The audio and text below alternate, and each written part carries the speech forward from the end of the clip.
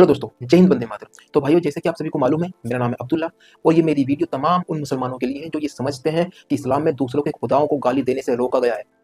इस्लाम दूसरों के खुदाओं को गाली देने से मना फरमाता है।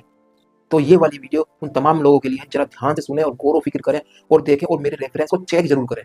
ठीक है भाइयों, तो ये लोग हवाला देते हैं सूरह अनाम सूरह नंबर 6 आयत नंबर 108 का और कहते हैं कि इसमें लिखा हुआ है वला तसुब्बुल लज़ीना यदऊना मिन दुनिल्लाहि फयसुब्बुल्लाह अदवम बिगैर इल्म, कि आप दूसरों के खुदाओं को बुरा भला ना कहो, नहीं तो ये लोग अल्लाह को बुरा भला कहेंगे। जाहिर सी बात है, सही लिखा हुआ है इस आयत के अंदर।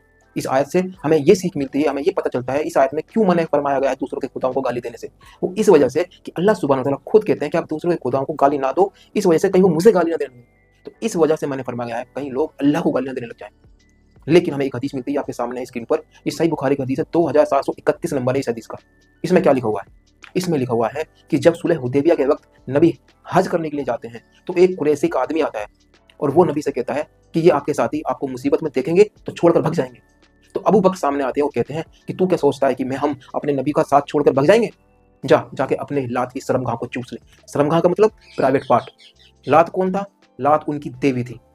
उनकी 3 देवियां थी, लात, उज़्ज़ा और मनात, और एक हुबल उनका देवता था। आप मुझे ये बताइए कि क्या अबू बकर ने उनके खुदाओं को गाली दी या नहीं दी? दी ना गाली। तो क्या अबू बकर ने ये वाली आयत नहीं पढ़ी थी? जबकि ये आयत मक्की आयत है, ये मक्का में आयत नाजिल हुई थी और ये वाकया सुलह हुदैबिया ये जब नबी मदीना चले गए थे और मदीना से वापसी हज करने के लिए आए थे, ये जब का वाकया है। तो भाइयों मुझे बताएं, क्या अबू बकर ने कुरान नहीं पढ़ी? अबू बकर तो छोड़िए, क्या नबी ने कुरान नहीं पढ़ी? नबी भी बराबर में खड़े थे, वो भी रोक सकते थे।